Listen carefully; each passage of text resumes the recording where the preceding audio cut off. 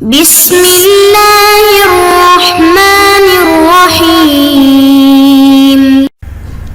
السلام علیکم محترم سامعین اور عزیز طلبہ کرام، امید کرتا ہوں کہ آپ تمام احباب خیر و عافیت سے ہوں گے۔ آج کا ہمارا سبق نمبر 79 ہے، جس میں ہم پڑھیں گے نون الوقایتی قبل الضمیری، ضمیر سے پہلے نون وقایہ کا آنا۔ ضمیر سے یہاں مراد یائے متکلم ہے۔ مثال کے طور پر ضربنی زید، مجھے زید نے مارا۔ ضربنی میں جو یا ہے یہی ضمیر مراد ہے یہاں پر، اور ضربنی میں جو نون ہے ضربنی، یا سے پہلے نون، یہی نون الوقایہ ہے۔ اس کی تفصیل انشاءاللہ ہم سبق سے سمجھ لیں گے کہ نون کو نون وقایہ کیوں کہا جاتا ہے، یہ کس چیز سے حفاظت کرتا ہے فعل کی، اس کی وضاحت بحث میں آ جائے گی۔ تو آئیے شروع کرتے ہیں۔ بسم اللہ الرحمن الرحیم۔ نون الوقایہ، نون وقایہ کا آنا قبل الضمیری، ضمیر سے پہلے۔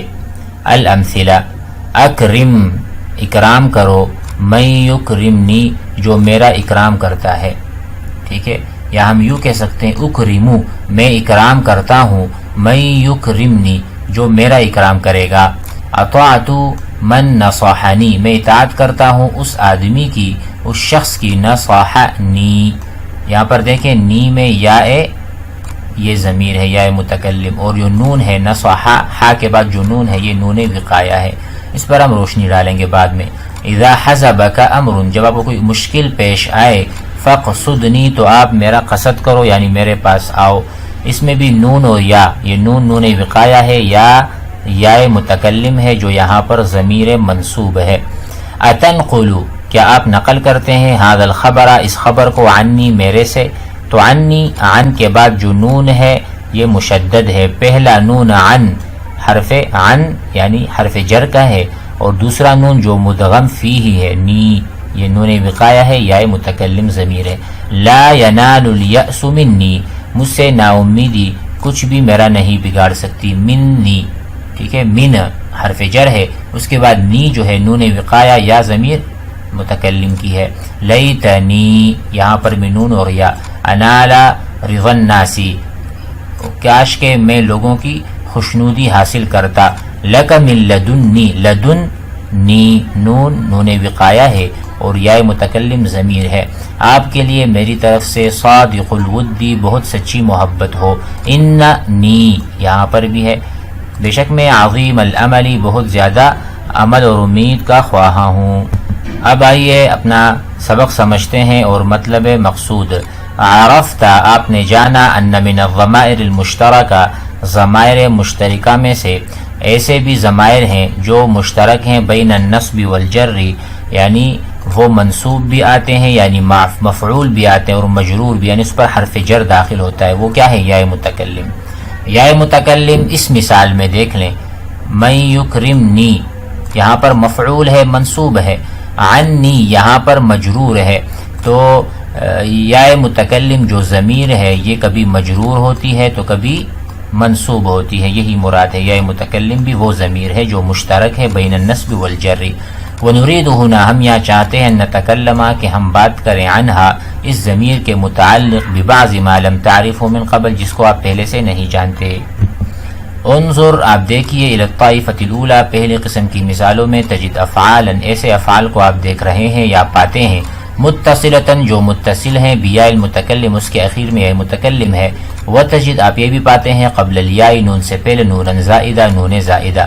وزیادت هذه النون، اس نون کا لانا اور اس کا اضافہ کرنا، واجبۃ، واجب ہے، فی الافعال، عند اتصالها بیا المتکلم، جب کبھی بھی یا متکلم فعل کے ساتھ متصل ہو تو وہاں پر نون وقایہ کا لانا ضروری ہے۔ یعنی کہ اگر میں کہوں ضربی زید، ضربی زید، تو یہ غلط ہو گیا، کیونکہ ضربا فعل ماضی ہے، مبنی بر فتحہ ہے، اور ہم اس کو اپنی حالت پر یعنی فتحے پر اگر برقرار رکھنا چاہتے ہیں تو اس کے لیے نون کا لانا ضروری ہے۔ ضربنی، ٹھیک ہے، نون وقایہ نے حفاظت کی ضرب فعل کی کہ اس پر کسرہ آئے۔ اگر نون یہاں پر نہ لے کر نہ آئیں گے تو ہم پڑھیں گے ضربی، تو یہاں پر فعل ماضی مبنی بر کسرہ ہو جائے گا اور یہ جائز نہیں ہے. اس لیے کہتے ہیں کہ زیادۃ هذه النون واجبۃ، اس وقت واجب ہے جب کبھی فعل جو ہے یا متکلم کے ساتھ اس کا اتصال ہو.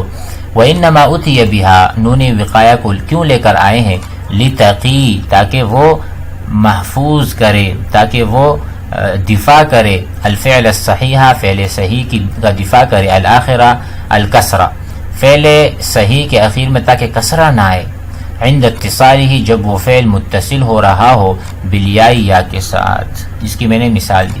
لہذا سمیت نون الوقایہ، اس لیے اس نون کو نون وقایہ کہا جاتا ہے کہ یہ نون جو ہے وہ فعل کو بچاتا ہے کہ اس پر کسرہ آئے، یعنی کسرے سے بچاتا ہے. والثانیۃ والطائفۃ الثانیہ، دوسری قسم کی مثالوں کو دیکھیں. تشتمل علی الحرفین، وہاں پر حروف ہیں یا دو حرف ہیں، اور وہ حرف کیا ہے؟ عن ہے اور من ہے. متصلین بیا المتکلم، اور یہ عنی منی، وہاں پر یا متکلم کے ساتھ اس کا اتصال ہے. ویشاہد توسط النون، یہاں پر دیکھا جاتا ہے کہ وہاں پر بھی نون کا توسط، درمیان میں نون وقایہ آنا لازمی ہے، بینہما و بین الیا، کیونکہ اصل میں عنی اگر آپ پڑھیں گے عنی پڑھیں گے، ہم پڑھتے ہیں عنی، تو وہاں پر نون وقایہ درمیان میں موجود ہے. وہذہ النون واجبۃ، اس نون کا لانا بھی واجب ہے. فی ہاتین الحالتین ایضا، اس دونوں حالتوں میں بھی آپ نون وقایہ کو لائیں گے. وفی امثلۃ الطائفۃ الثالثہ، تیسری قسم کی مثالوں میں یرا ان نون الوقایہ، کہ نون وقایہ جو ہے جاءت بعد ان ولیت ولدن، ٹھیک ہے، ان کے بعد آیا ہے کیا چیز؟ نون وقایہ. لیتا اور لدن کے بعد سابقتا یا متکلم، لیکن یا متکلم سے پہلے، یعنی ان اور یا متکلم کے بیچ میں نون وقایہ کا آنا وہاں ہم نے دیکھا. ومثل ان ولیتا فی ذالک باقی اخوات، اس طرح باقی جو آپ کو ان و اخواتها نظر آتے ہیں اس میں بھی یہ چیز ہے. وتوسط النون فی جمیع ذالک جائز، یہاں پر نون وقایہ کا لانا جائز ہے. وہ کثیر فی لیتا، لیتا میں بہت زیادہ، لیتنی یا لیتنی کنت ترابا، اس طرح سے. اب آتے ہیں قاعدے کی طرف. اذا اتصل فعل بیاء المتکلم، جب کبھی فعل کا اتصال ہوتا ہے یا متکلم کے ساتھ، وجب واجب ہے یتوسط بینہ و بین الیاء، کہ فعل اور یا کے درمیان واجب ہے کہ درمیان میں آئے نون تسمى نون الوقایہ، وہ نون جس کو نون وقایہ کہا جاتا ہے.